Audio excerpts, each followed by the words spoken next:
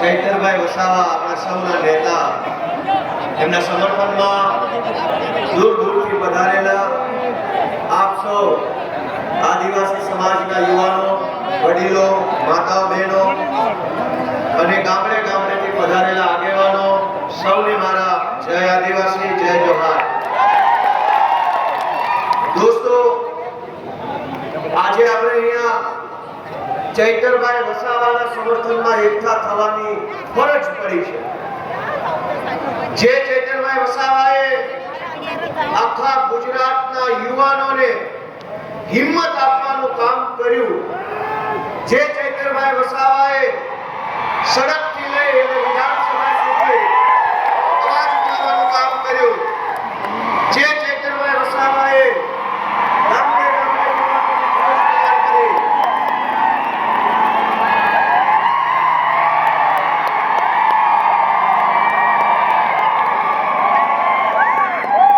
મજા આવે છે ને સાથીઓ? આપણે એક વાતને સમજવી પડશે કે ભાજપની સરકાર વારંવાર શા માટે ચૈતરભાઈ ઉપર ખોટા કેસો કરીને જેલમાં પૂરે છે? કારણ કે ભાજપની સરકારના પેટમાં તેલ રેડાય છે. એમને ખટકે છે કે એક નાનો એવો આદિવાસી સમાજનો યુવાન ધારાસભ્ય કેવી રીતે બની ગયો. દોસ્તો, આ વિસાવદર વિધાનસભાની ચૂંટણીમાં વિસાવદરના ખેડૂતો, પશુપાલકો, રત્ન કલાકારોએ જ્યારે મને મત આપી ધારાસભ્ય બનાવ્યો તો ત્યાં પણ ભાજપને આ વાત ખટકી કે ગુજરાતના આ નાના નાના જુવાનિયા ધારાસભ્યો કેવી રીતે બની જાય છે.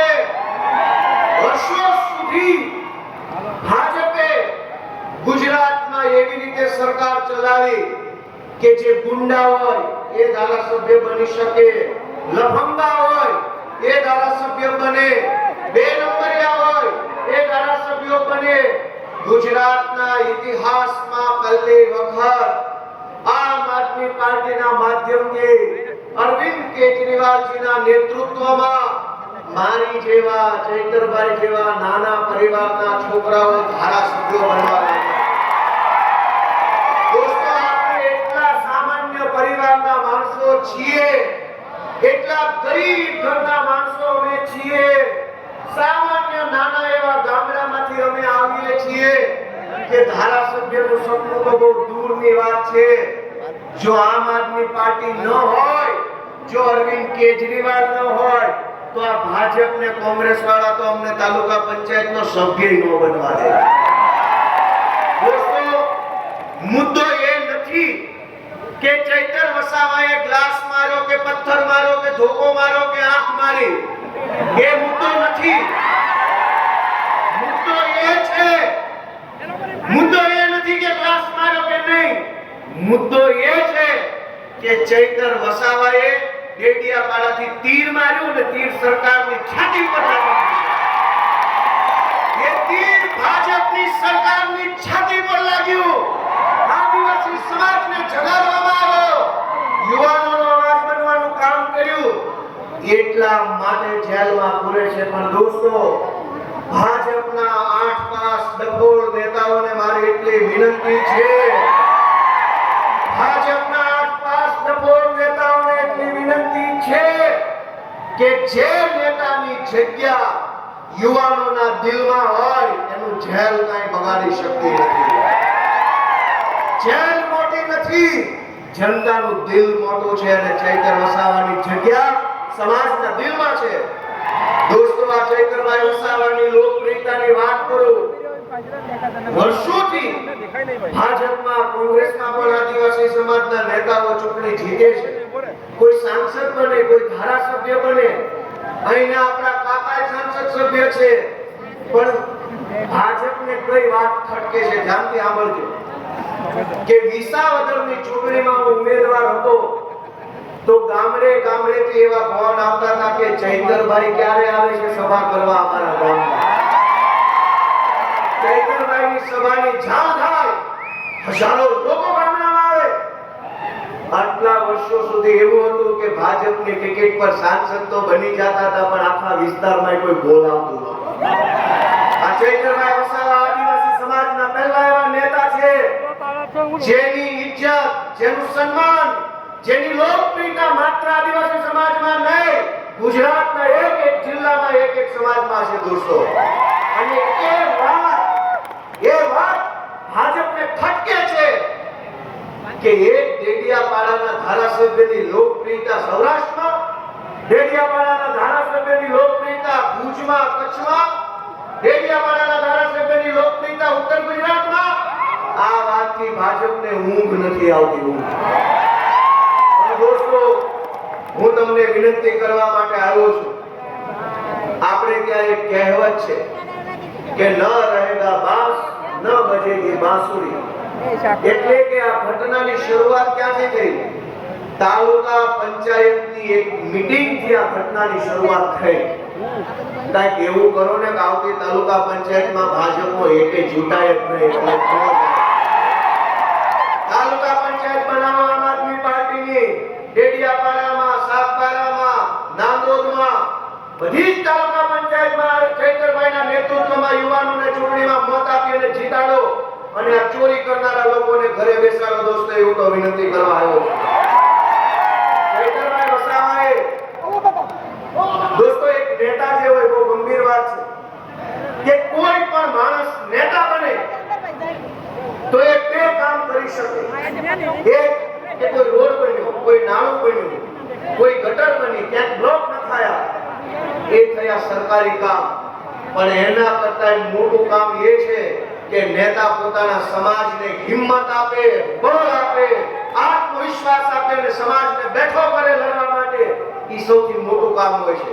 ચૈતરભાઈ વસાવાએ આદિવાસી સમાજને હિંમત આપવાનું કામ કર્યું. આદિવાસી સમાજના યુવાનોને બળ આપવાનું કામ કર્યું. દાહોદ હોય કે ઝાલોદ હોય કે છોટાઉદેપુર હોય કે સાબરકાંઠા હોય, જ્યાં જ્યાં આદિવાસી સમાજ ઉપર અત્યાચાર થયો, અન્યાય થયો, ભ્રષ્ટાચાર થયો, ત્યાં ત્યાં ચૈતર વસાવા ઉભા રહ્યા અને લોકો માટે લડવાનું કામ કર્યું. દોસ્તો, ભાજપને એ વાત ખટકે છે કે આ ચૈતર વસાવા બધે કેમ પહોંચી જાય છે. આ વિસ્તારોમાં વર્ષો સુધી નકલી કચેરીઓ ખોલી આદિવાસી સમાજના વિકાસ માટે જે પૈસા સરકારમાંથી આવતા હતા એ ભાજપવાળા ખાઈ ગયા. બધુંય મિલીભગતથી ચાલતું હતું. ભાજપ અને કોંગ્રેસના નેતાઓ ભાગબટાઈ કરી આદિવાસી સમાજના અધિકારોના પૈસા ખાઈ જતા હતા. એને રોકવા વાળું, ટોકવા વાળું કોઈ નહોતું. તો ભાજપની મજા આવતી હતી, કોંગ્રેસની મજા આવતી હતી. પણ જેવા ચૈતર વસાવા આવ્યા અને ભાંડા ફૂટવા લાગ્યા તો હાહાકાર મચી ગયો કે આને જલ્દી જેલમાં પૂરો. જો આને જેલમાં નહીં પૂરોતા બધો ભાંડા ફોડશે. દોસ્તો, મનરેગા કૌભાંડ 2,500 કરોડ રૂપિયા આદિવાસી સમાજના ખાઈ ગયા. કરોડો રૂપિયા એક તરફ ગરીબ પરિવારમાંથી આવતો વ્યક્તિ હોય, ભણવું હોય, નોકરી જોતી હોય, કંઈક નાનો મોટો ધંધો કરવો હોય, એની પાસે મૂડી નથી, પૈસા નથી. બીજી બાજુ આદિવાસી સમાજના ગ્રાન્ટના પૈસા કરોડો રૂપિયા ખવાઈ જાય છે. એને રોકવા માટે ચૈતરભાઈ વસાવા જેવો આગેવાન વર્ષો પછી આપણને મળ્યો છે. હું તો તમને બધાને વિનંતી કરું છું, મારી તમને બધાને વિનંતી છે કે જ્યારે ગુજરાતના આદિવાસી સમાજને અને આદિવાસી સમાજના નેતા ચૈતરભાઈ વસાવાને જ્યારે મદદની જરૂર પડી છે ત્યારે દિલ્હી અને પંજાબના મુખ્યમંત્રીઓ મારતા ખોળે આપણી વચ્ચે આવે છે. એક વાર નહીં, બે વાર નહીં, 5 વાર ગુજરાતના ઇતિહાસમાં જોઈ લો, ક્યારેય આદિવાસી સમાજના નેતા માટે મુખ્યમંત્રીઓ આવતા નથી, મંત્રીઓ આવતા નથી. મંત્રી, મુખ્યમંત્રી છોડો, કલેક્ટરો ધ્યાન આપતા નથી. આ ચૈતર વસાવા પહેલા એવા નેતા છે, એનો એક ફોન જાય અને પંજાબથી મુખ્યમંત્રી ડેડિયાપાડામાં આવી જાય છે. દોસ્તો, આમ આદમી પાર્ટી તો પોતાની ફરજ નિભાવે છે. આમ આદમી પાર્ટીને ચૈતરભાઈ જ્યારે આદેશ કરે, જ્યારે માંગણી કરે ત્યારે આખી આમ આદમી પાર્ટી ચૈતરભાઈ વસાવાને આદિવાસી સમાજ સાથે ઊભી રહી જાય છે. એનો સાક્ષી તમે પોતે છો. જ્યારે બોલાવે, જ્યાં બોલાવે, જેને બોલાવે, ઈશુદાનભાઈ ગઢવી, રાજુ રાજુભાઈ કરપડા, સાગરભાઈ રબારી, અમારા યુવરાજસિંહ જાડેજા, કેજરીવાલ સાહેબ, બધા જ લોકો હંમેશા આદિવાસી સમાજ માટે તત્પર હોય છે, હાજરા હજુર હોય છે. પણ હું તમને વિનંતી કરવા માટે આવ્યો છું કે આ લડાઈ બહુ લાંબી હાલવાની છે.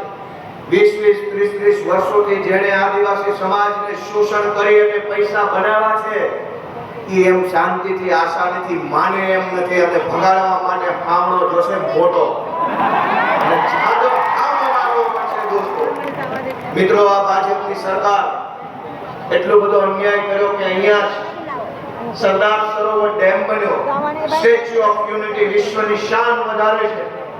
પણ દુર્ભાગ્ય તો એ બાબતનું છે કે જ્યાં ડેમ છે એ ડેમનું પાણી આખા ગુજરાતમાં પહોંચે છે, પણ સાગબારામાં અને નર્મદામાં ત્યાં નથી પહોંચતું.